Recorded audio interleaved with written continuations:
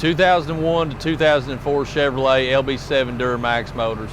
You saw the Haze at idle there that we showed you in the opening of this video. This is one of the most common jobs that we do here at the shop, is injector replacements on Duramaxes. It's one of the most common failures that we deal with from customers coming in on the website too, as well, buying injectors. So we're going to talk to you a little bit today about what we see and how we diagnose it here in the shop and how we attack it here in the shop, and what you can do on your end if you've got an LB7 that's hazing at idle just a little bit. First off, I want to say, if you've got this problem, if your truck's hazing at idle, you need to address it immediately. So many people don't address it, and it can actually cost you an engine. You can cylinder wash a motor if you let it go on too long, especially if you're pulling a gooseneck or something. You try to go out and pull a big load with this truck while you're having this problem, while you've got an injector that's out of balance. It can honestly cost you an engine. We see that a lot too. So what we're going to do is we're going to show you what we look for when we're diagnosing these trucks, other than just a hazing idle. Hazing idle tells us that we've got an injector that's leaking. More specifically, we've got one of the nozzles on when the injector's leaking. You'll hear and you'll read on some of the forums and stuff, and you'll hear them talking about balance rates. What are my balance rates for my injectors? Well, we're going to show you. A lot of today's tuners, you can look at your balance rates, your EFI Live, and I'm not going to quote them all because this video, has to apply to several different years. So a lot of the tuners, you can actually look at your balance rates. If you can't if you don't have a tuner on the truck and you want to do it, if you can get your hands on a Snap-on Solus or something like that, Tech 2, you can look at balance rates. So let's bring it in here. Let's show you what the specification is for the balance rates. With your balance rates, when the truck is in park and in idle, the specification is plus or minus 4. Now you can see these balance rates right here. This balance rate for injector number 2 is a -7. So that is out of specification. Injector number 6 is 5.3.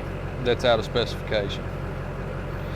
Now you get to this is in fuel data 2, and actually I know some of the tuners you have to go to fuel data 2 to get that.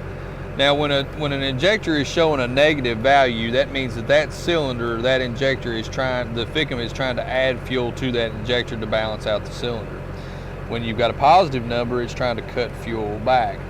So that's just kind of give you a little knowledge of what the balance rates are. So we got 2 injectors, so 2 of our 8 injectors are bad in this truck. Now with this job, the only way that I would accept this job in the shop is if the customer let me put all 8 injectors in it. And that's not us trying to upsell the customer. That's what needs to be done to the truck. All 8 injectors need to be put in this truck. That way you balance out the fuel system. You've got a good clean slate to start back with. Now, if I have a customer that can't afford that, we won't go in and attack injectors one at a time.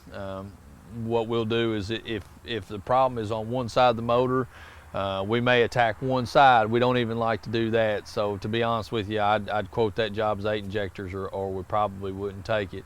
But just for your shade tree guys, or your guys that are kind of tempted at home, if you're going after it, at least try to do all the injectors on the side that you got a problem. If you've got a problem on both sides, well then again you're back into putting 8 in it. So that gives you an idea on LB7 injectors, what we're looking for. One of the biggest things that you also want to look for in this, if you got a hazing idle, or you've got any other problems that think that you've got a fueling issue, hard starts or anything of that nature, fuel knock, you always want to check oil in these trucks. LB7s are very bad about cracking the injector bodies, which will actually leak down into the crankcase, overfill the truck with, overfill the engine with diesel fuel.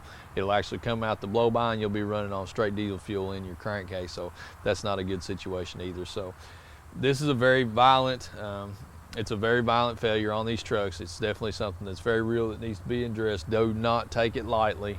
Don't try to skimp it along until you can afford to do it or whatever. Address it as it comes, and that way you can save your truck, and possibly save yourself an engine. If you need anything, let us know.